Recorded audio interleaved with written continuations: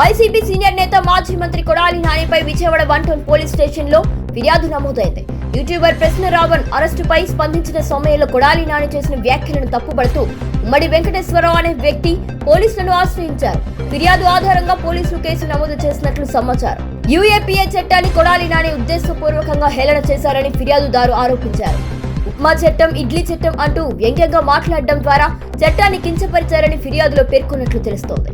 Deputy CM Pawan Kalyan పై కూడా కొడాలి నాని అనుచితమైన రాజకీయంగా అభ్యంతరకర వ్యాఖ్యలు చేశారని ఆరోపించారు. బాధ్యతాయుతమైన పదవుల్లో ఉన్న నాయకులను కించపరిచేలా మాట్లాడినందుకు ఆయనపై చట్టపరమైన చర్యలు తీసుకోవాలని పోలీసులను కోరారు.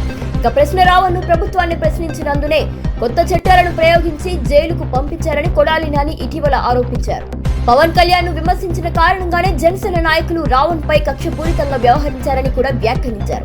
ఈ వ్యాఖ్యల నేపథ్యంలో విజయవాడ 1 టౌన్ పోలీసులను ఆశ్రయించిన ఫిర్యాదుదారు కొడాలి నానిపై చర్యలు తీసుకోవాలని కోరారు. పోలీసులు ఏ సెక్షన్ల కింద కేసు నమోదు చేశారు, తదుపరి విచారణకు కొడాలి నానికి నోటీసులు జారీ చేస్తారా అనే అంశాలపై అధికారిక స్పష్టత రావాల్సి ఉంది. ఈరోజు ఈ రాష్ట్రంలో ఎవరన్నా ప్రశ్నించినప్పటికీ లేకపోతే ప్రభుత్వం మీద ఏమైనా విమర్శలు చేసినప్పటికీ ఏయో ఒక కొత్త చట్టాలన్నీ తీసుకొచ్చి జైల్లో బంధించి ప్రజల యొక్క నోరు నొక్కేయాలన్నటువంటి ప్రయత్నంలో ఈ కూటమి ప్రభుత్వం ఉంది. మీరు గనక గమనించినట్లయితే ప్రశ్న రావణ్ణి కొత్తగా ఉప్మా చట్టం, ఇడ్లీ చట్టం ఒకటి తీసుకొచ్చి అరెస్ట్ చేసి జైలుకి పంపించడం జరిగింది. అతను మాట్లాడినటువంటి వ్యాఖ్యలు ఇప్పుడే కొత్తగా మాట్లాడినటువంటి వ్యాఖ్యలు కాదు. ఎందుకంటే ఈ రాష్ట్రంలో ముఖ్యమంత్రులుగా, ఉప ముఖ్యమంత్రులుగా అనేక రకాలైనటువంటి పదవుల్లో ఉన్నటువంటి వ్యక్తులే అంతకన్నా ఇంకా భయంకరమైనటువంటి భాషలో మాట్లాడినటువంటి పరిస్థితి ఉంది.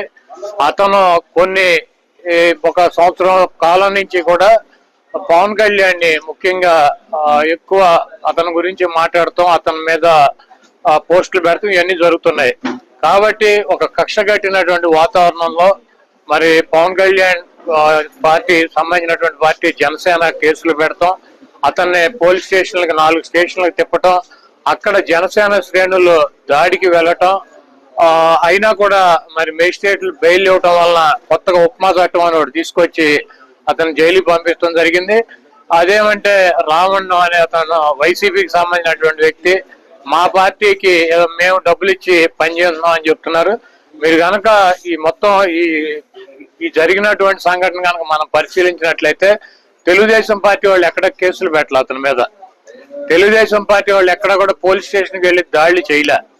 తెలుగుదేశం పార్టీ ఎక్కడ కూడా అతని గురించి కానీ అతను సోషల్ మీడియాలో కానీ రావణ్ చెడ్డవాడనో లేకపోతే అతని గురించి ఎక్కడ కూడా విమర్శలు చేయట్లా. ఎవరయ్యే చేసేదంటే తెలుగుదేశం పార్టీకి సంబంధించినటువంటి